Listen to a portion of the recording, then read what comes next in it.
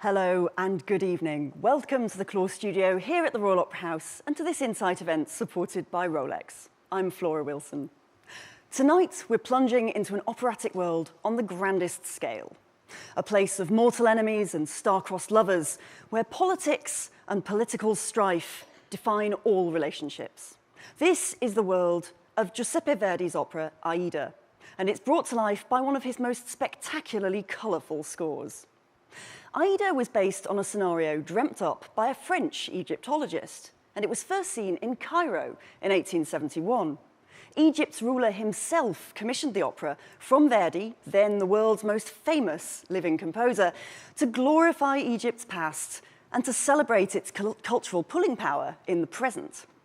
Verdi claimed he wasn't especially interested in Egypt, but he was clearly inspired by the plot's ancient Egyptian atmosphere, as well as its themes of passion, power, and betrayal. Well, this evening we'll be hearing from the team behind the second run of a new production of Verdi's opera, directed by Robert Carson. I'll be bringing on Mark Elder to talk us through Verdi's vivid score, and I'll also be speaking to members of the cast about their roles. But first, please join me in welcoming Robert Carson himself.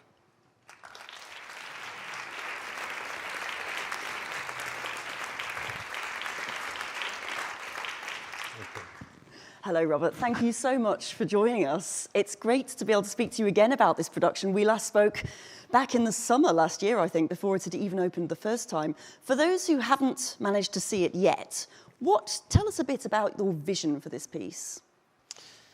Good evening. I don't know whether I'm to talk to you or maybe I talk this way, because otherwise I've got my back turned to all of you. Aida is, every piece is a big challenge for a director, because you have the double responsibility of being true to the work as it was written and conceived, but also finding a way of telling the work, telling the story of the work, and bringing the production to life many, many years after it's written, or if it's a world premiere, it's the first production, or it can be 400 years if it's a Renaissance opera. It really depends. And I firmly believe that it's not ever the work's fault about the time that has elapsed between a piece being written and a particular production. However, you need to identify what the animal is, what it is you're dealing with. And I was very struck, this was the first production I've ever done of Aida, and I was very struck by, when I came to really study it, of the themes of the piece, because it is essentially, independently of how large or intimate the work is, and there's some people who say it's really a chamber opera with a couple of big scenes. I actually personally believe it's a very massive piece, because you're always aware of the huge powers of state and religious and religion that are at work at any one moment in the piece. But it is a work which is extremely political, in that from the very first moment the curtain goes up through to the end, you're dealing with these affairs of state, and essentially two countries that are at war, and one very aggressive country, which happens to be called Egypt, which is planning again to go to war with Ethiopia as the other country, but they could be any countries. And I remember when I started working it, I counted up the number of times that the word war, guerra, in Italian was mentioned in the piece, and it's no less than 39 times in the first scene. And when it's not guerra, it's morte, death, of course, and when it's not morte, it's patria, meaning patriotism and homeland, but also patriotism. And these are the main struggles of the piece. So when I started working on this production with Miriam Buter, the set designer, and Anne-Marie Woods, the costume designer, way back in 2018, when we first had our first meetings about it, we had already decided then that we were interested in making the Egyptian part of it a combination of the superpowers that we're dealing with today, which were America, China, and Russia. And we decided to take those three, and we invented a flag based on those three, which is constantly used in the piece. In fact, I think we can see it, behind the figure there. Well, that's a little example. Yes, that's a photograph based on how the Americans tend to do photographs of their generals, where you have a slice from the flag. But we put together a flag which has got one star, like the Chinese star, the stripes. the layout is like an American flag, and the stripes are the three colors, but in the order that they are in the Russian flag. And this we decided in 2018, before so unfortunately this war with Ukraine started up again. We were trying really to look at the scenes which are constantly, you have the king, who of course is the ruler and is so anonymous in his power, he doesn't even have a name. All the other characters have got names, he's just the king. And of course they're trying to find a new general to lead the army.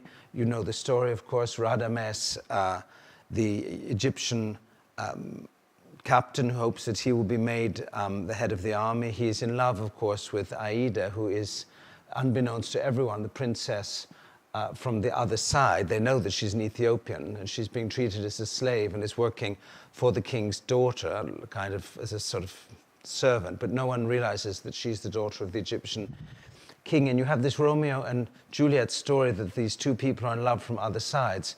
But the larger forces at work, which are terrifyingly anonymous and huge, and this famous triumphal scene, which is really the humiliation of one people by another, was something that we also decided to treat in a certain way.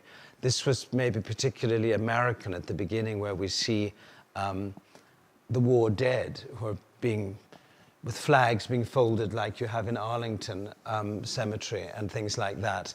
So I don't know what you're being, oh yes, so there you are. I don't know what you're seeing while I'm talking to you. But we gave this a very essentially military and political context, which I think is really what is in the work. I wonder, was there a particular scene where you began with your collaborators where this kind of imagery came from, or was it the piece as a whole? It was the piece as a whole. I mean, we're in a production where you don't really see the light of day, and the nature is like a dream. I mean, in the third act, where Aida is imagining, I know it's set by the Nile, but she's imagining being in her home country. And she talks about how beautiful the nature is in her country, which is being destroyed. So we kind of had a vision of a kind of a concrete Pentagon-like place where military decisions are made, where state secrets are discussed, where power rules, and where these important decisions are made, really.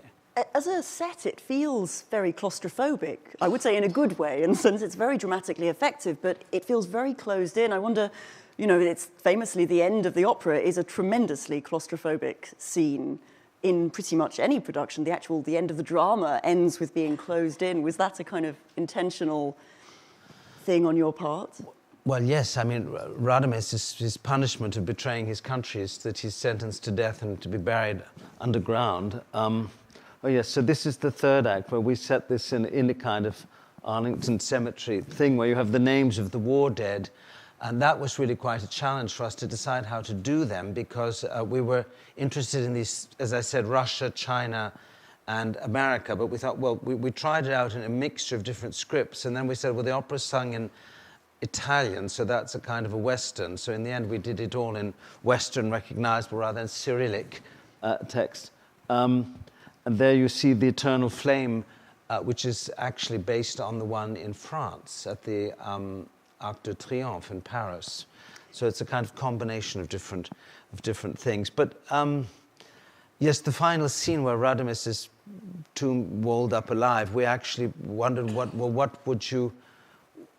where could he be entombed? And we thought it would be the most horrible and most kind of ironic, dramatically ironic in a powerful way. I think if we put him in a kind of a missile storage unit, that the war, in spite of their sacrifice, the war is going to go on, and nobody listens to voices like theirs, and their love is really just destroyed in this greater political machine which grinds them all down.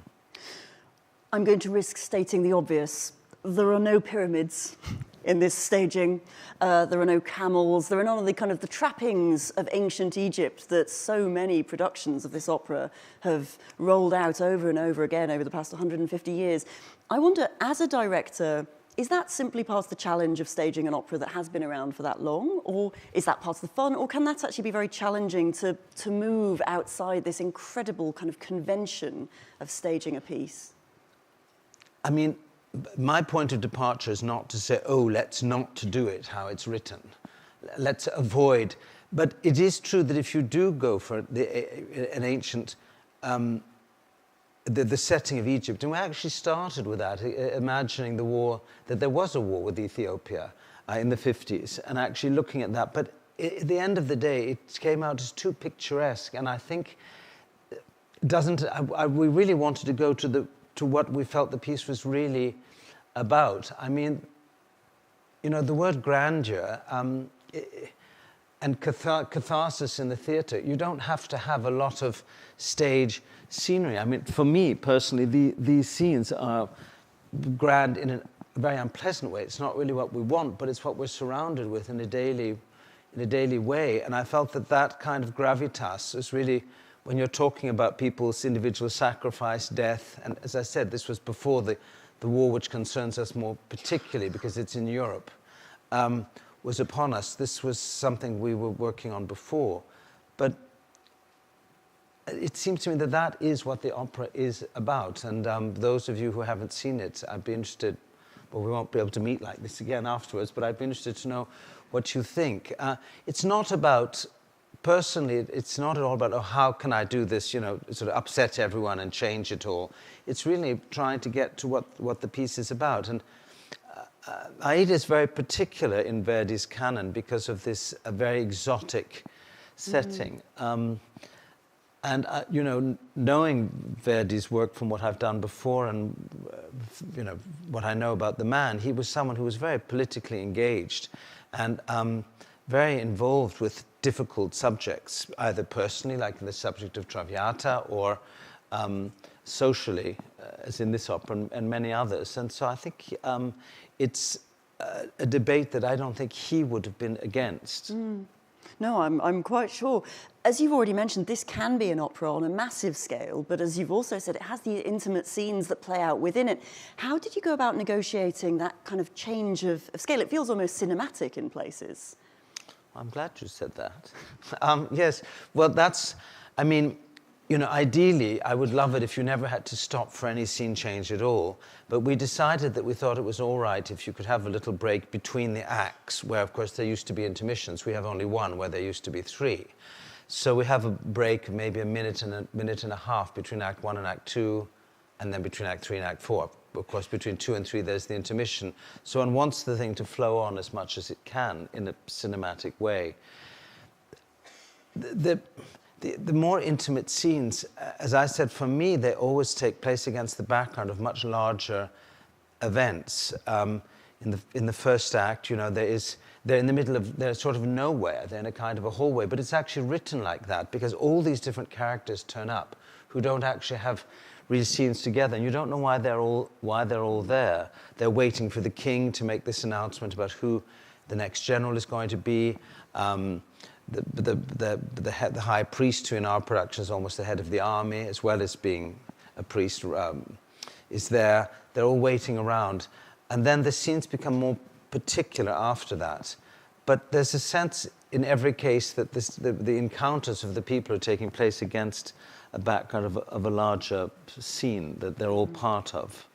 Fascinating. And they're always on their way to somewhere else. People aren't, you know, you talk about be here now, but they're always about to go and do something else. And in each scene they say, well, now we must go and, you must go into to the temple to be consecrated for your role in the army. And when they're in there, they say, now we must go to war. And then we're waiting for them to come back from the war. And then there's a triumphant scene, but then we're going to do something else. So there's no sense of calm in this piece. There's always a journeying onto somewhere else. And the notion of personal happiness is completely ephemeral. I wonder whether you could tell us a bit about the team that you collaborated with to create this production, because there are some really long-term collaborators working with you on this, aren't there? Yes, I mean, well, Miriam Buter, who I said who's designed the sets, it's actually the first time I've worked with her.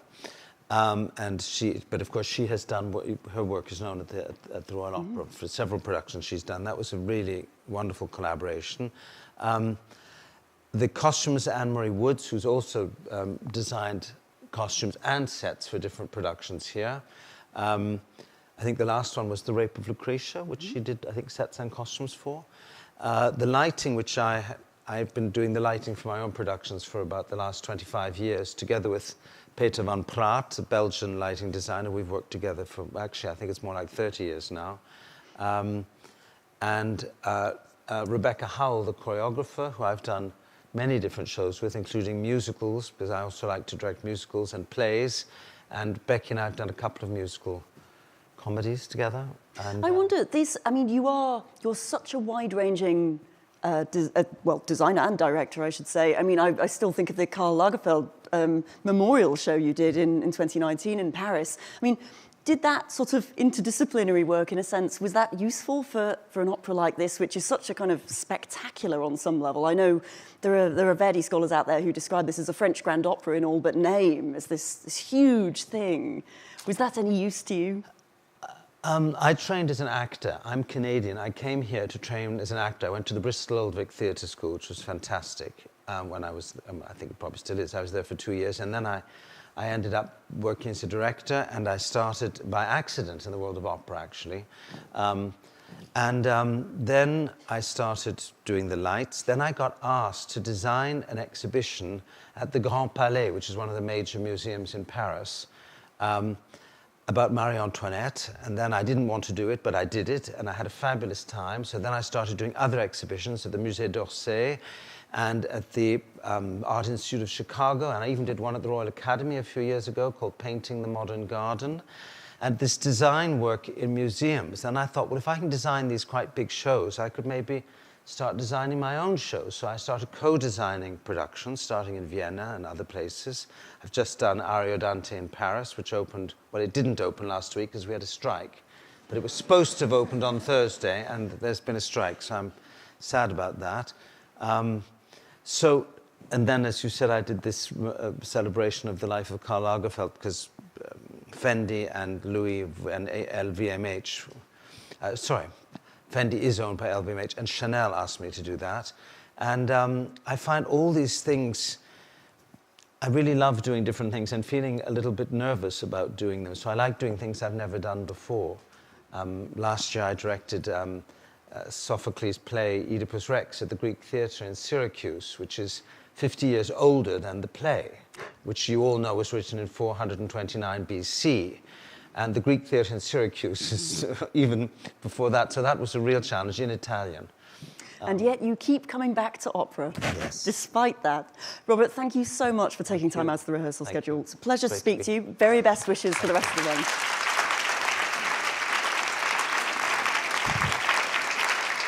Fascinating stuff. Well, at this point, it's time to hear a bit more about some of those characters that populate this claustrophobic world of Verdi's Aida. And it was also, of course, to hear a bit more about what this piece is like to perform. I'm delighted that we're joined by two cast members this evening, by Seok-jong Baek and by Elina Garancia. Please welcome them now.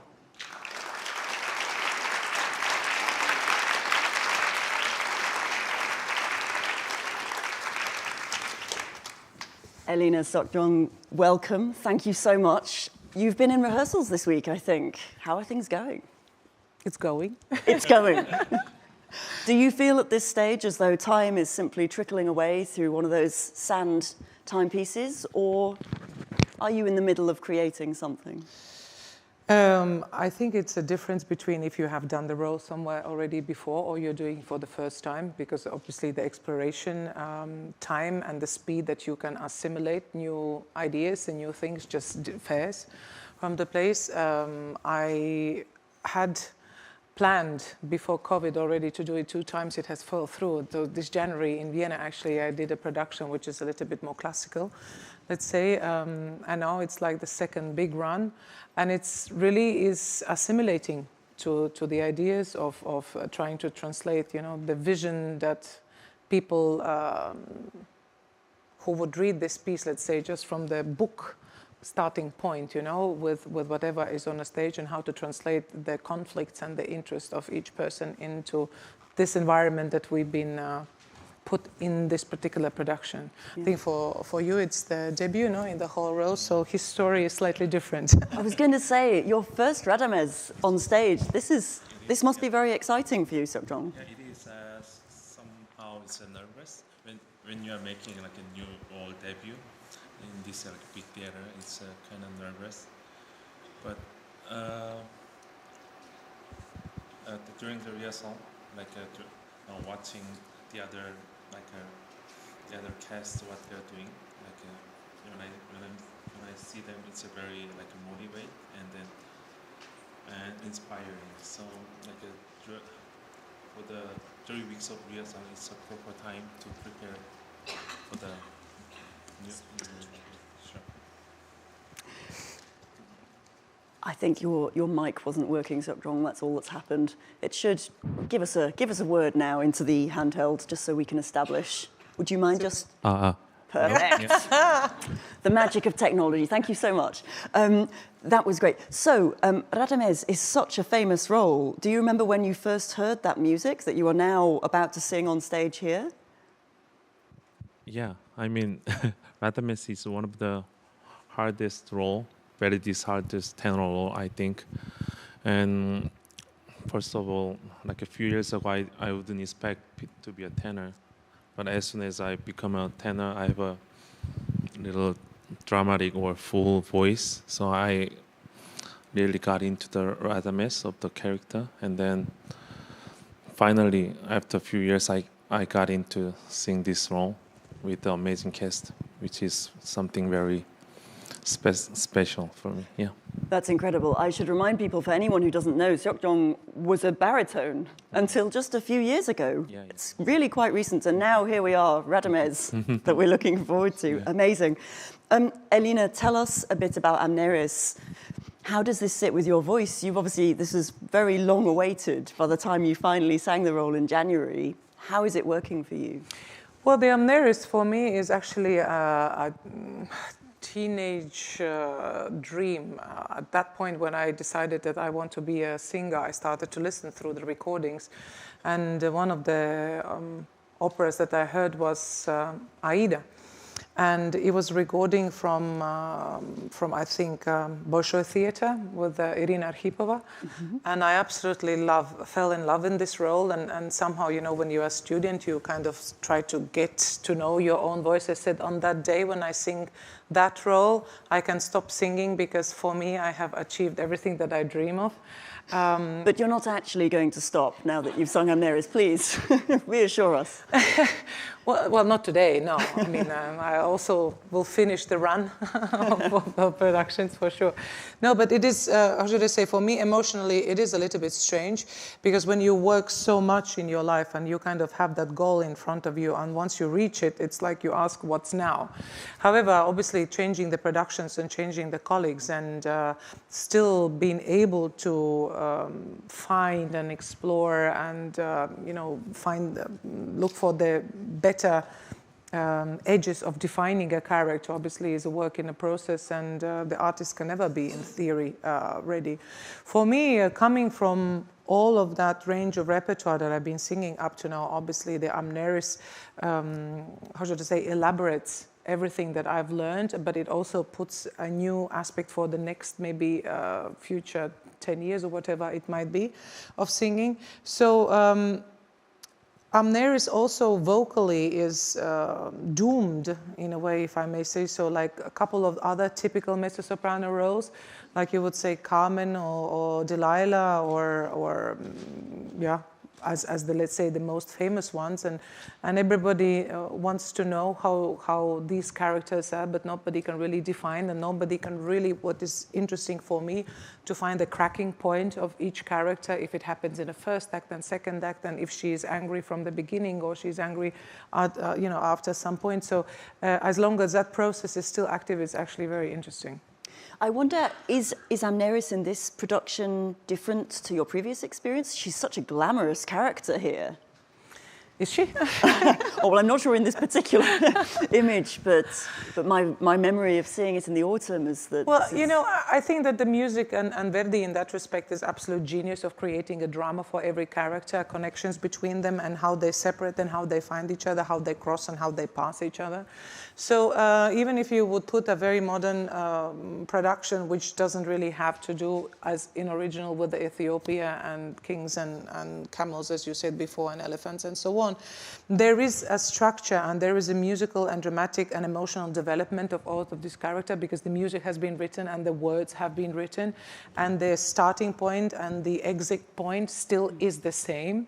So in the theory, you say the dress and the surrounding doesn't really change. The message that you want to say a character, it changes the way you maybe pursue and the way the circumstances bring you to do whatever you do. You know, the story between Amneris and Radames and Amneris and Aida and between doesn't change. You know, it is in whatever setting it is. It's just maybe the body language that might change a little bit and how should I say, reactions and interreactions with the characters within the opera. Well, of course, and those pairings are so important through this whole opera. Before we get to that, I wonder, Seokjong, could you tell us a little more about Radames? Who is he? Radames, yeah. Actually, Radames is very young and young leader of the soldier, and then it's pretty much a good role for me, and then you know, vocal wise, I think it's perfectly fits me. But what I fascinating in this opera is the relationship with Amneris and Radames, because depends on how I react to her or every characters react to the Amneris. I think the opera would be totally different. Also between Radames and Amneris, there is a full of emotions. Like we can feel intimate, we can feel betrayal, we can feel like pitiful each other. From the very top of the opera, like she's coming to find out what happened to me, because I'm like thinking of Aida full of joy, and then I'm trying to hide something from her. So secretive love, and then towards to the opera, and we kind of get into little anger and fight, and then she's being patient and she's begging for coming back, or like just leaving the Aida, but like somehow Radames he's just sometimes the tenors, they are blind for the for the soprano. For the soprano, yeah. And the opera was apparently supposed to be called Amneris, and actually I find it very interesting because in this opera, like it is in so many other operas where the mezzo-soprano doesn't have the title role, however, the whole, as I say, halabalula is around the mezzo-soprano. You know, if you think about the opera like Clemenza di Tito, it's Sesto and the sister relationships with everybody. It's a drama that develops. It's like in Werther, it's again the Charlotte, you know, who stays all the drama. And now also in Aida or in Don Carlo, there is Eboli again. It's not really the love between Elisabetta and Don Carlo, but Eboli who just, I think that if Eboli would not have done whatever to done, the story would have ended differently. And I think here it's the same. It's again the mezzo-soprano. It's the extra bit of the love triangle that drives things along, that catalyzes some of those that's why I never complexities. wanted to be a soprano. I never wanted to die and die and die again. And yet, in this opera, alas, in this opera, it doesn't end so well. For them. Well, I suppose, yes, there's always that option. Okay, tell us a little bit about how is it to work with Mark so far on this production?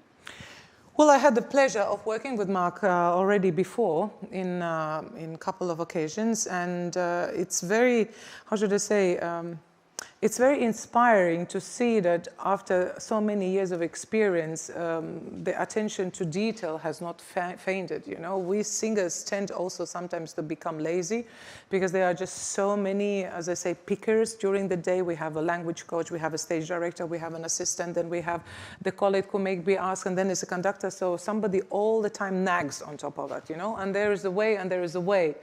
And Mark somehow always makes it with a little smile and a little joke and provokes you to be positive and welcoming on the ideas. And I like that whatever his musical idea might be, if you can justify why you want to have a slight change, he will always adapt and make you actually a better singer with paying attention to those small seemingly unimportant details. So very caring and very inspiring and very loving. Fantastic. Seok-jong, I wonder, since this is your first time, how do you prepare a new role? It's just having many times of coachings and then trying to focus on the lyrics and trying to know what others singers are doing it, and then Really just taking in the full picture. Well, very best of luck with your role debut. Yeah, we'll look forward. Sorry, Seok-jong. Yeah, also when somebody making role debut, it's pretty much tough, and then while I'm in a rehearsal, having a rehearsal with maestro, and I was kept making mistakes, and then I couldn't figure it out, and then I was kept making mistakes. So, and then one time maestro came to me he's whispering to me Rome hasn't has not built in a day. So try to focus, and then you can get it by the stage. So it was very nice of him. That's great to hear. I'm sure Mark Elder will be delighted to hear all this since he's sitting just off stage as we speak right now. Thank you both so much for joining me. I realise it's very busy at the moment. Best wishes for the rest of your rehearsals, and I can't wait to see you on stage. Thank you. Thank you. Thank you.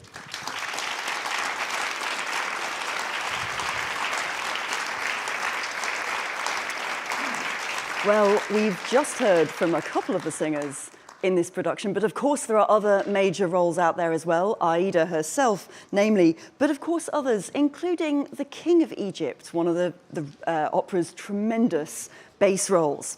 We're now going to have a chance to hear some of Verdi's gloriously vivid score and also to see how it's brought to life on stage with some of the music staff. So this evening, I'm delighted that we're joined by Mark Elder, who conducts this revival of Aida, as well as by his colleague Matteo Della Fratte, an Italian language coach, who'll be working with the cast to hone their performances.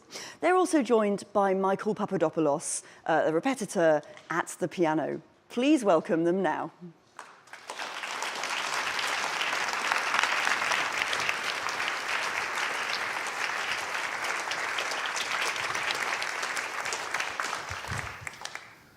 Well, everybody, good evening.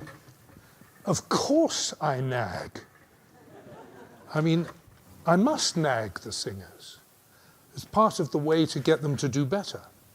And they will. They will do brilliantly. Put it here. This Aida is a very special opera for so many reasons.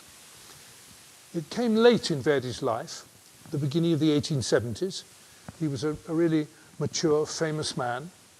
And you know, the work was so successful once he got the first performance out of the way, and it was performed all over the world. He became the richest composer in the world as a result of doing Aida. And there is something about it that is flawless. One feels that every effect, every idea, every musical atmosphere, he just knows how to do it. And that's very remarkable. In many ways, it's rather conventional. And I mean that in terms of the structure, the way the scenes are built up, the fact that it has so many clear numbers within the opera. And it was written, as I'm sure you all know, for the opening of the Suez Canal. They'd built an opera house in Cairo, and there was a very artistic Khedive down there, and he was determined to get Verdi to write something. And Verdi, as usual, said no and wouldn't go anywhere near it. But eventually, he thought he'd got a subject that he could do something with.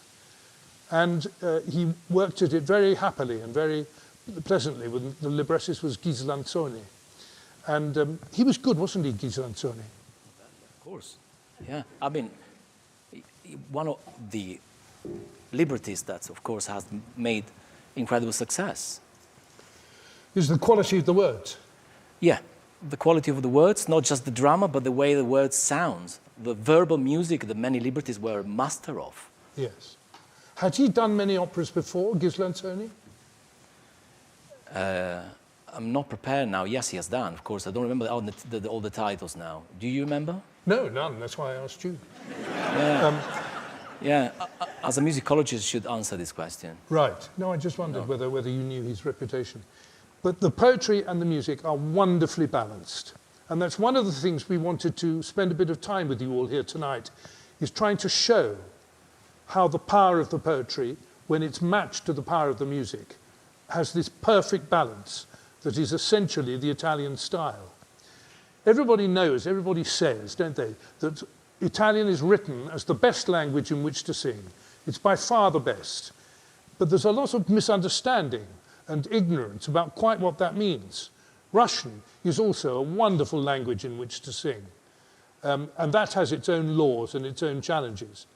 But there's so much repertoire in Italian, and indeed opera, of course, started in Italy all those hundreds of years ago.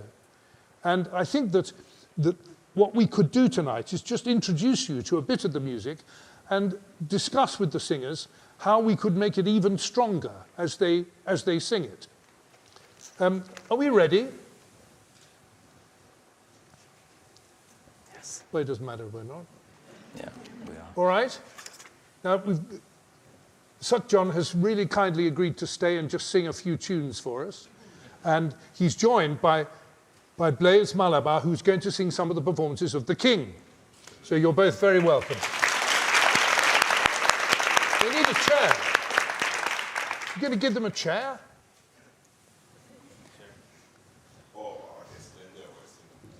All right. Chair, yeah.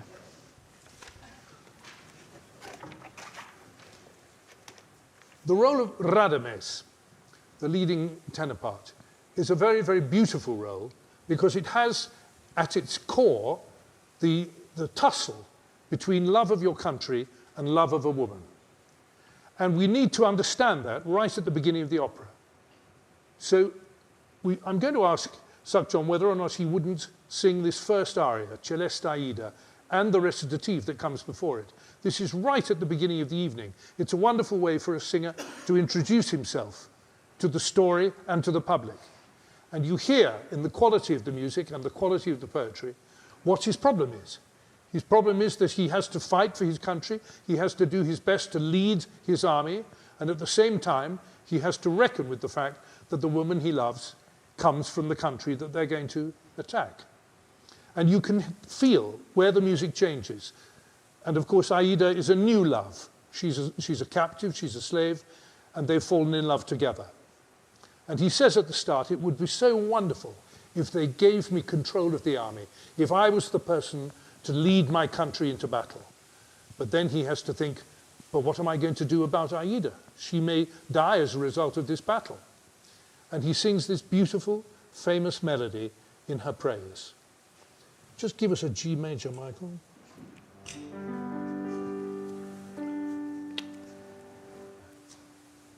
Se quel guerriero io fossi, se il mio sogno si avverasse,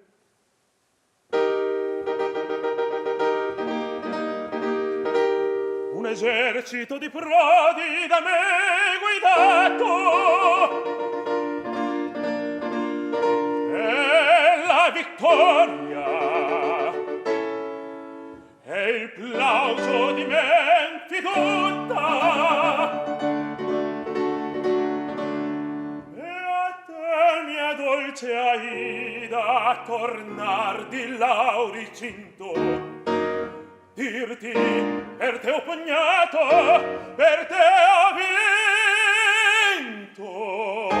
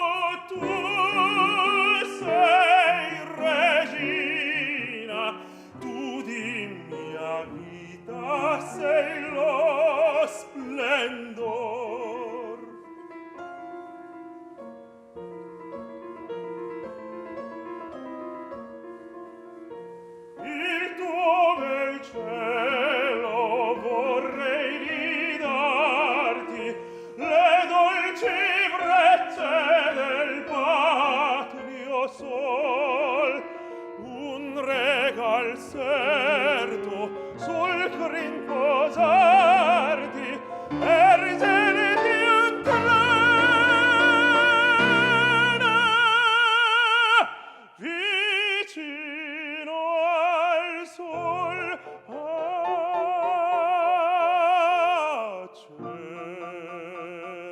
Celeste Aida, forma divina,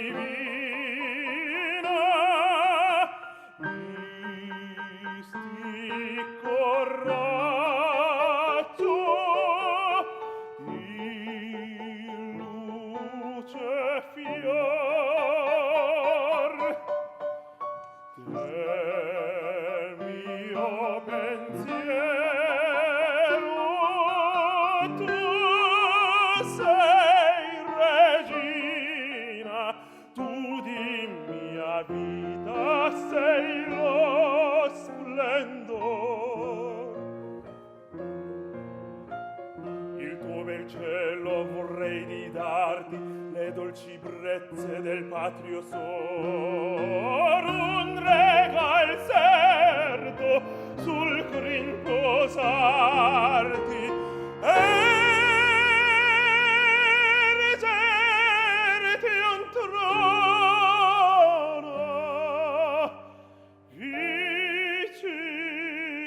al sol, un trono vicino al sol, un trono vicino al sol.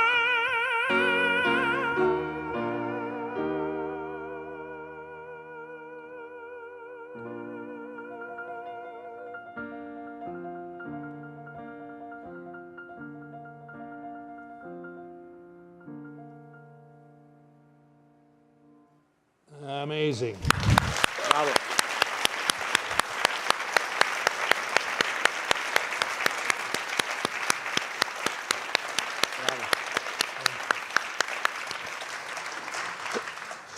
Well, thank you very much. That's not the first time he sung it today. Amazing. The freshness of this wonderful singer's voice is just really lovely. And it's a great joy. He's never sung a role by Verdi before. So this is a very special time. You should all concentrate and remember. It's really lovely. Yeah.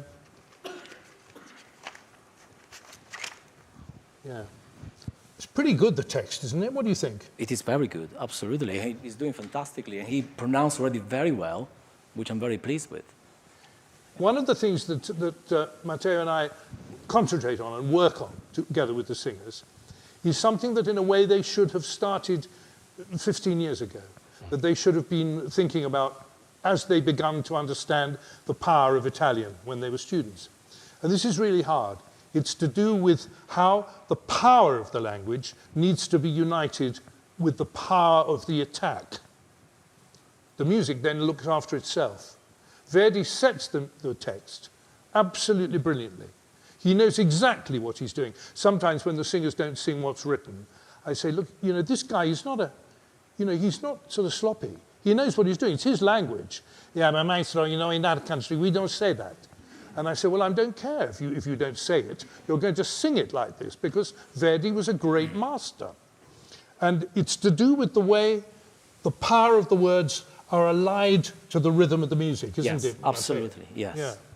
Now, is there anything that you can think of that we could do better? Yeah, we could have a little demonstration. Of course, he is already doing everything fantastically, but little polishing here and there always connect even better the text with the audience. As you said, Verdi knows the rhythm of the language, not just because he's Italian, because he's a great composer. So, for example, when at the beginning he says, un esercito di prodi da me guidato, he says, an army led by me. And there is a pride here for Radames to say that. And Verdi put a rhythm, which is a dotted rhythm, pam, pa, pam, pa, pam. And it seems that through the dotted rhythm, he's telling us, or he's telling the tenor, how he would use the consonants. Un esercito di prodi da me guidato. Da me means from me, by me, guidato, led. So the rhythm is un esercito di prodi da me guidato. That's what you would say when you speak. So that is the rhythm there. So, Sakchong, you could go even further to show this rhythm of Verdi by how? Doubling the double D in da me and doubling the double G in guidato. And immediately that rhythm comes out. Absolutely. Everybody thinks of the Italian poetry as being a bit like this, you know, and so gentle and romantic, and that the voice just loves to have a few words, but the most important thing is to sing with a lovely legato line. That's really not the truth at all. That's really not the whole question at all. Sometimes Italian can have such attack and such energy. Come on, do it. Un esercito di prodi da me guidato. Yeah, very good, very, very good. Un esercito di pro. Un esercito di pro. Un esercito di pro. Right, that's the rhythm. Try again. Un esercito di prodi da me guidato. Okay, and it's better, you see, when you notice there he did da me gui, and you heard him slide his voice up to the highest note. I wouldn't do that if we could start again. And you did. Sometimes you do it, sometimes you don't. So prodi da me guidato in order to make a double G. But of course it's on the break of the voice, isn't it? Un esercito di... Un esercito di prodi da me guidato. Yeah, you see, that consonant prepare the audience that something important is coming. We use that in many languages, but Italian has it inherited. It's the backbone of Italian languages. Let me say that, which is important. Why is the backbone? Because Italian has inherited from Latin. It's the only language in the operatic world that has inherited from Latin the distinctive lengths of long and short consonants. And they're so important. In this case, this double Sakjon is doing now are not written in the score. So that's difficult, because if they're not written, they are written, the double consonant. They are not, because there are at least 30% of consonants that are hidden double. That's something that is part of the scientific way we approach language, phonetics. But this is where Verdi was thinking, and where the rhythm comes from. Matteo, we would say that, we would do it also in English. We'd say, Yeah. he was terrible. You know what I mean? You wouldn't say he was terrible. You might say he was terrible. So the T of terrible is double, it's powerful in your mouth. Terrible, yeah? And this is exactly the same idea, to make the words come alive. It sounds better when you don't slide to the G. It doesn't matter if you do, but it's better if you don't, yeah? Prodi da me. Just do it once again. Un esercito. Un esercito di prodi da me guidato. Yeah. You can slide and do the G, can you? Yeah, you can. Yeah, the G should be earlier. There is you should think that is meg. Da meg. Da me guidato. Yeah, that G, we don't hear the first G, we hear when you strike the G, but that is where we connect with you, guided by me. Meg guidato. Now what about E te mia dolce Aida? Can I just do that again once more with you? A te mia dolce Aida tornar di lauricinto. Yeah, great, good. You see, a te, he said. If you look at the score, it's not written double T. He sang, a te mia. That double T is not written, but he is so good that he's doing that because he knows it's a hidden double. Are you aware you're doing double T there? Of course, yeah, that's not... Yeah, okay, but that's, of course... Because we nagged him.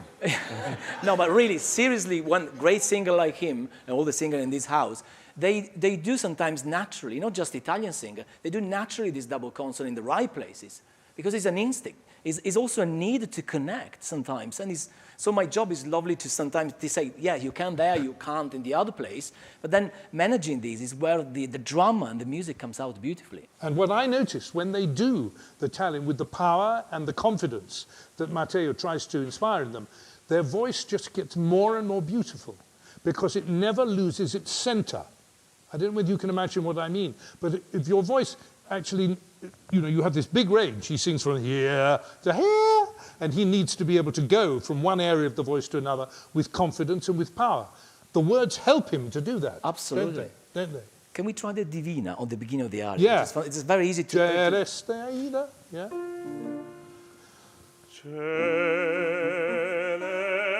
Aida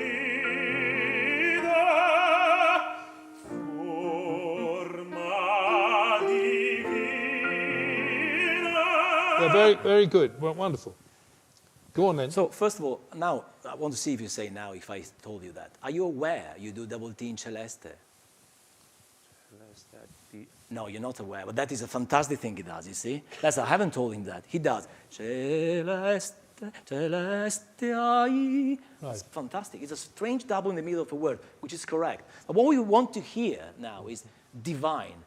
She's a forma divina. Yeah. That divine with a double D comes in a very unpredictable place in music. It's in an upbeat, which is a place that you wouldn't accent at all, right, Mark? Right. But that double D creates what is in Italian that jazzy effect, the swing that the Italian language constantly has, from Monteverdi to Puccini. Shall we try double D in Divina? And that is how it connects to you, audience, to say she's divine, Aida. Shall we try? Yeah. Celeste Aida, forma divina. Can be more, eh? More. Okay, yeah, beautiful. Can be What a much voice. Wasn't that a lovely voice? more, but really.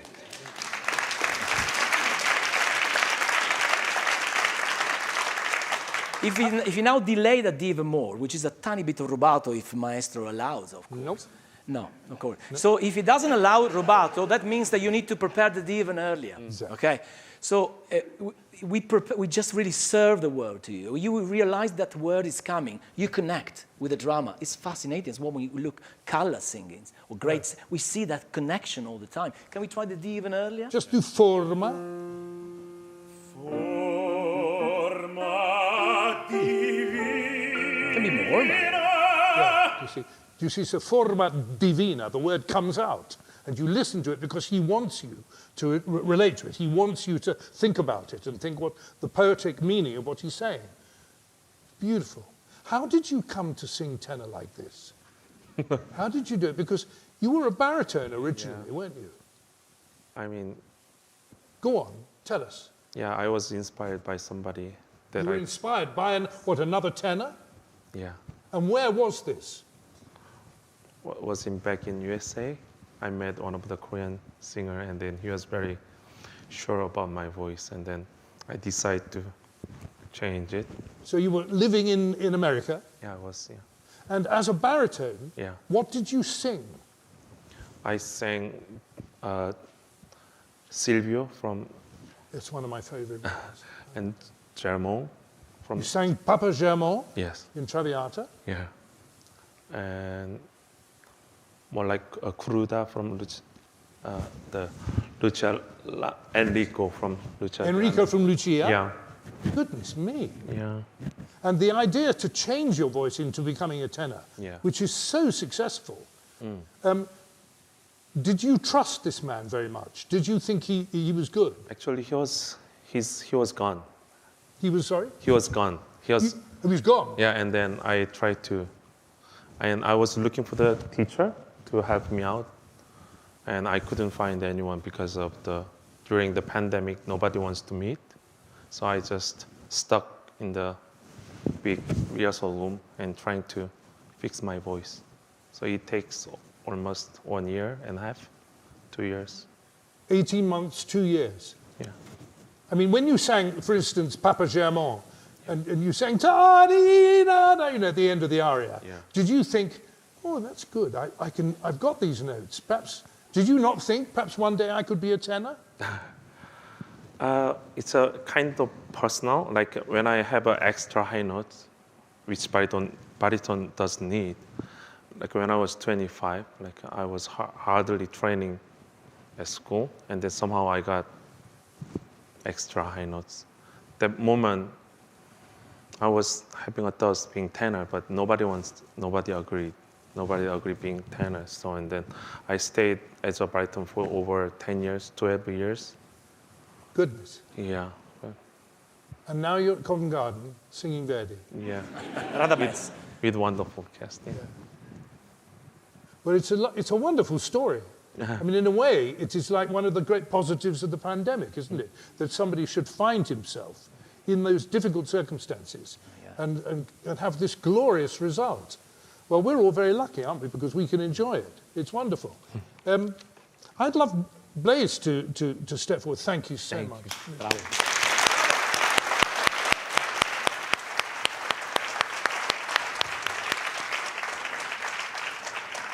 Now, everybody, the role of the king is the smallest principal part, nearly. There's one smaller. But a king is a king. He has to command the scenes in which he appears, and he has to command the respect of everybody in the room. So the way he speaks and sings is incredibly crucial for the drama. Should we just do your famous Allegando before he starts to sing?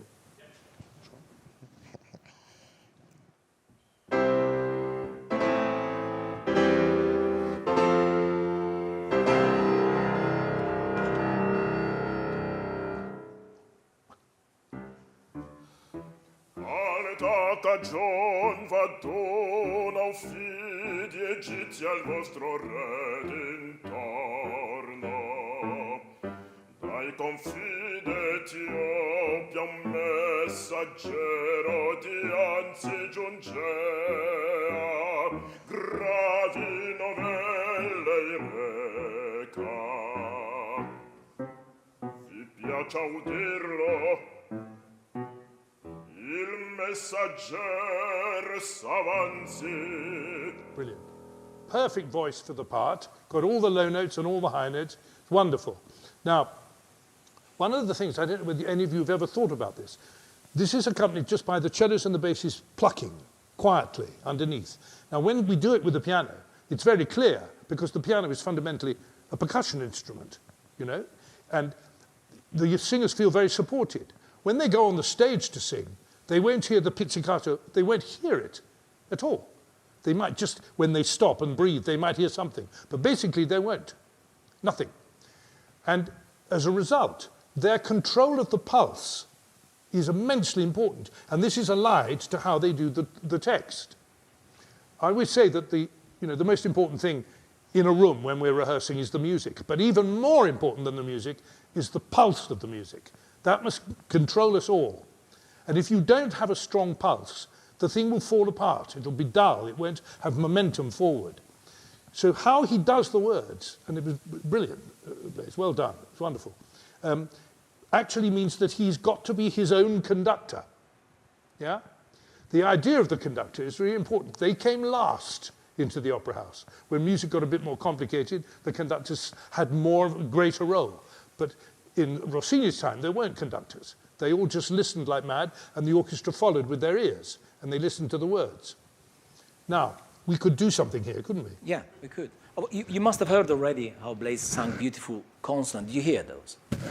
The cocktail of Italian language is long consonant together with short consonant. And the short consonant need to be so short that almost we don't hear them. If you do something between a long and a short, it doesn't exist at all in good Italian. So let's try, for example, to polish one of these short consonants. You sang alta cagion, which means risen, right? And I heard your double C in cagion. Are you trying to do a double C there? No. No, it sounded like you were, though. But anyway, let's try. That is a double C, correct. But the G in cagion was a bit too long. That should be short. Mm-hmm. So we need to hear alta cagion.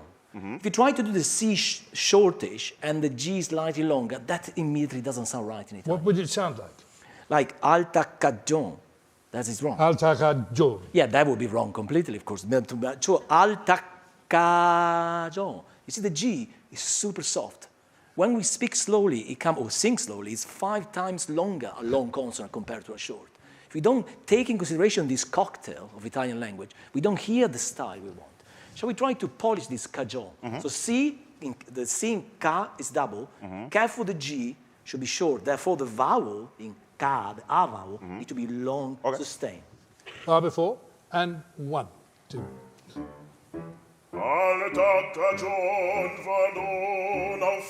That's better. Perfect, bravo. The hard thing for us, you see, when we start, alta cagion, you can hear that I form the C in my mouth without pronouncing it. Alta, you can hear that my tongue's ready for it, rather than alta cagion, where I don't prepare it. You could prepare it just a bit more powerfully. Alta cagion. Mm-hmm. Try that. 3, 4. Right, that's it. So when you did it beautifully. So when you do it with more energy, alta cajon, because it means the highest reason. Yes, absolutely. But not only then, the vowel I in cajon sounds better. And then some people think, where are these beautiful Italian vowels? How do you achieve them? It's fascinating that by using the correct consonant, you actually find them. You give birth to the right vowel. Yes, without realizing you're doing that. Yeah, right. Bravo. Whole thing, 1, 2, 3. Alta cagion vado naufidi egizi al vostro re d'intorno.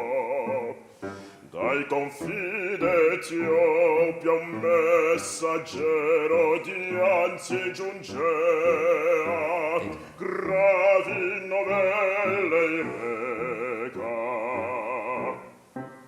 Vi piace udirlo? Il messaggero s'avanti. I would say because of the business of him needing to conduct himself, you know what I mean, and not relying on anything else. Vi piace udirlo, not dirlo, because it takes time to do urlo. Then you're too late. So the pulse is knocked out of shape. Vi piace udirlo. Yeah? Is that all right? Absolutely correct, yeah. Just do that bar, Michael. 1, 2. Vi piace udirlo. That's it. So now you've kept in tempo, but the Italian wasn't quite as beautiful. Yeah. Vi piace. Just try again. 1, 2, 3. Vi piace udirlo. Right. That's the sort of place, you see, where an Italian might do a dirlo and say to me, no, Verdi, you didn't quite understand how you have to write this, you know. And I would say, no, he was not a sloppy composer. He meant you to find the energy to do it faster. Just do the last part. Il messaggero. Il messaggero s'avanti. So the tempo for he says, may the messenger come forward and tell us the truth. Yeah? Il messaggero s'avanti. The tempo for the messenger is slower. And it's only the king who can give me the tempo, who can show me the tempo. So s'avanti should be in the slower tempo. Il messaggero s'avanti, fancy, fancy, fancy. Do you see what I mean? Yeah. And then I get the right tempo for the message. Yeah? So vi piace udirlo. That bar. 1. Vi piace udirlo? Il messaggero s'avanti. Fancy, fancy, fancy, fancy. And there we are, do you see? I know exactly what the tempo must be because you show me, all right? There's one other thing, ladies and gentlemen, that's fascinating, and this is something that I would say to Italians as well as to English people.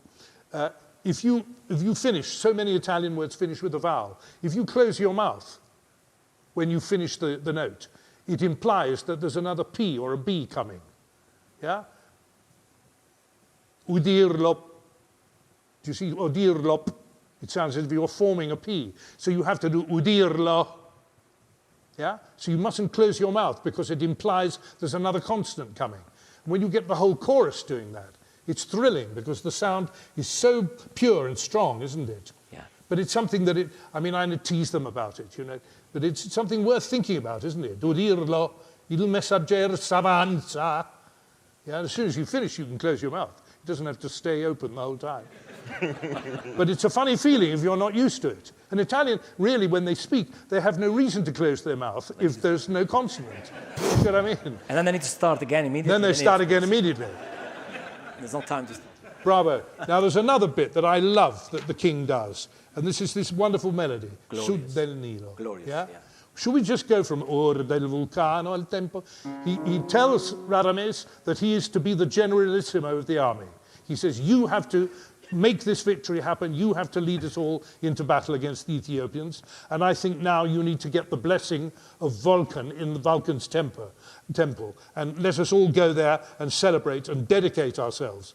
And he sings a hymn, not a march, a hymn to the success and begging the gods to help.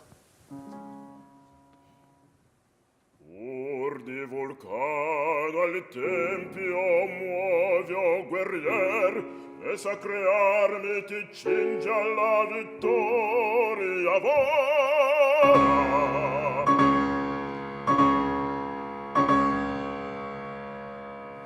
Su del Nilo il sacro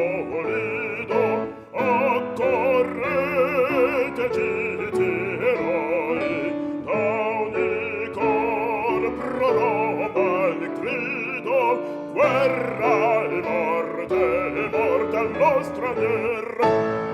Well done, bravo. I love this tune.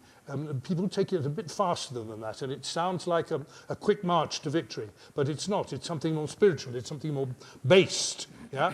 And the Italian word for war, as I'm sure many of you will remember, is guerra, which is so different from our war.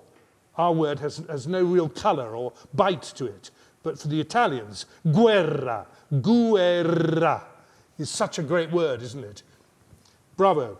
How was the Su del Nilo? So that's an interesting thing we've been discussing together during the rehearsal. Su, do you know what su means? Up.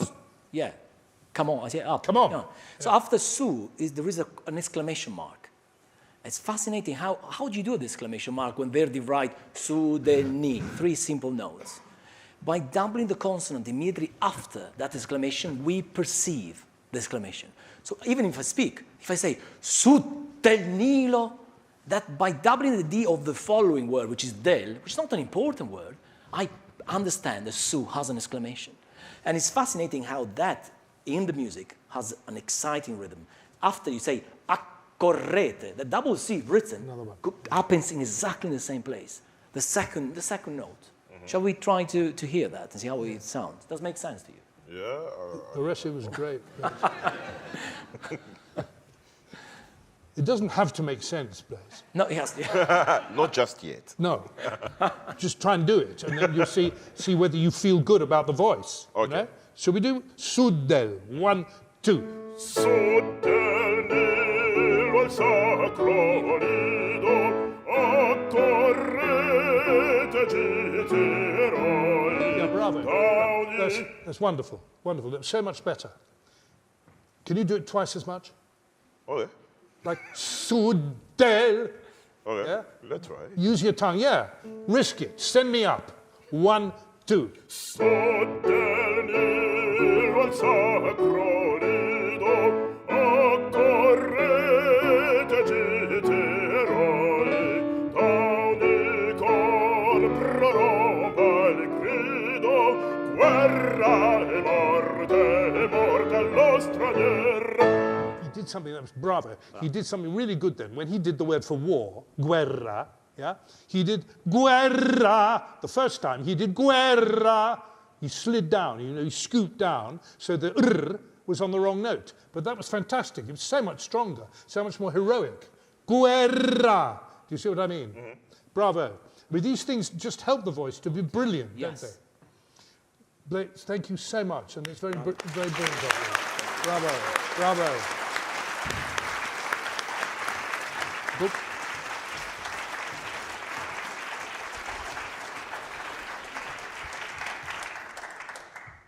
Everybody allied to all that Matteo and I have been working on, and we worked together on more than one show over the years. It's a very great journey to make, and it's so exciting to hear the voices when they're on stage in the theatre.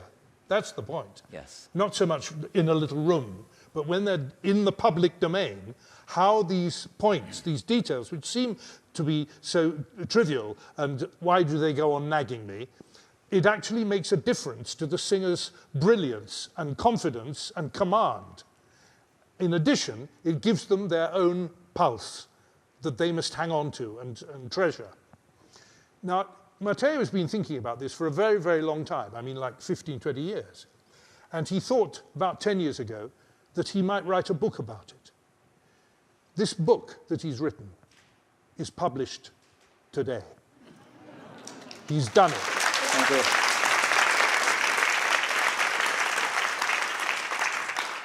you. In my tiny experience, I don't think anybody's quite done this before.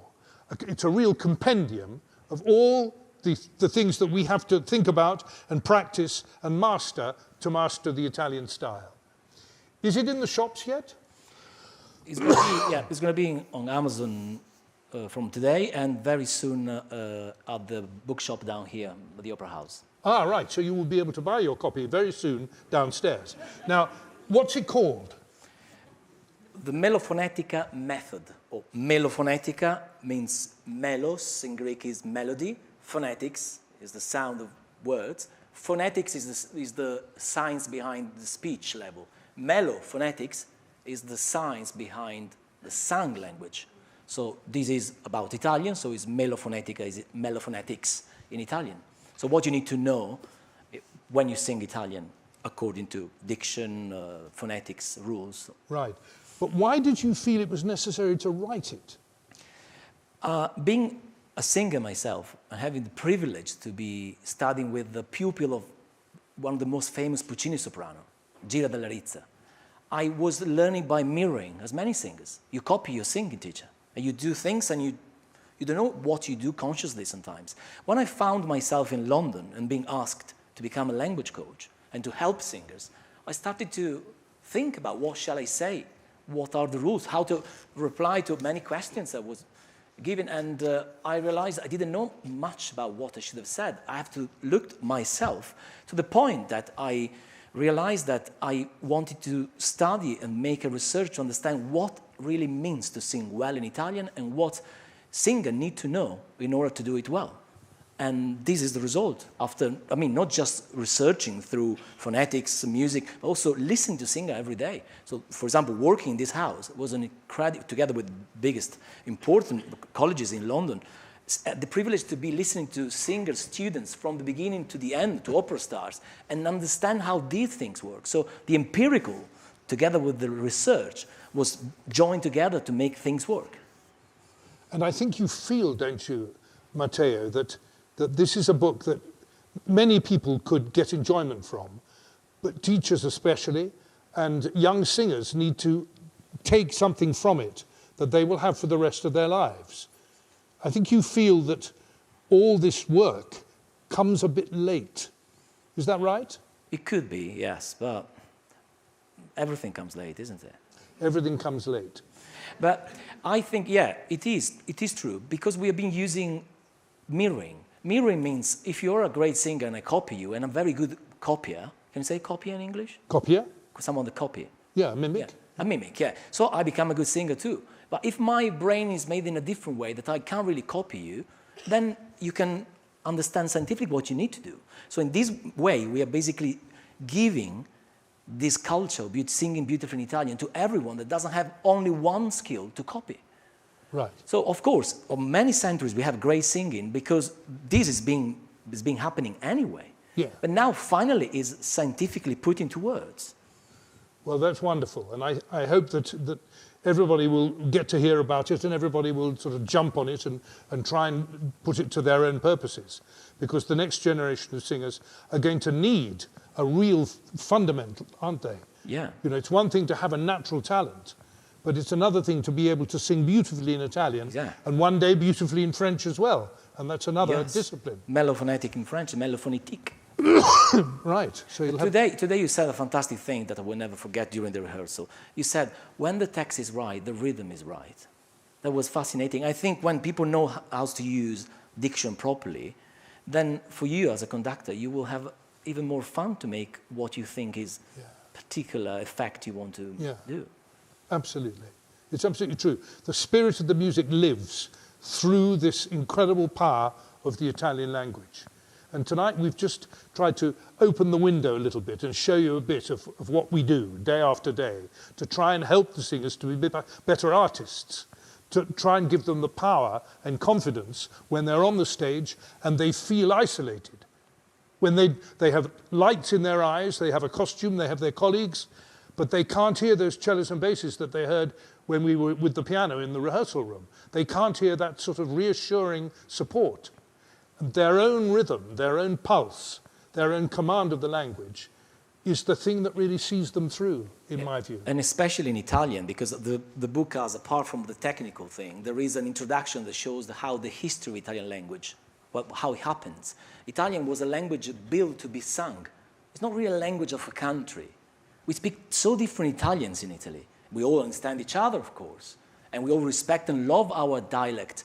Every Italian speaks beautiful Italian with a regional accent. But the Italian we sing is the purest form. Then poets, back to the 1300, 1400, they started to build it with a purpose to be beautiful to sing. So in particular, this is fascinating to bring this product through the century. That's why opera is still so popular, which is in Italian, of course, together with other languages. So, ladies and gentlemen, this was an unusual introduction to Aida, but I hope that tonight has whetted your appetite for what lies ahead for us all. And we're now at the stage of doing the very important last rehearsals, and the performance, of course, starts the night before King Charles III is crowned. So there will be a new king on the Saturday and another king on the stage at the Royal Opera House. We hope that you will get pleasure from this great opera. It is a great opera. The passions run very high in it, and the roles are very, very skillfully written out. The contrast between the singers is absolutely amazing, one of the greatest, in my view. So we're all looking forward to it, and we hope that you'll enjoy it.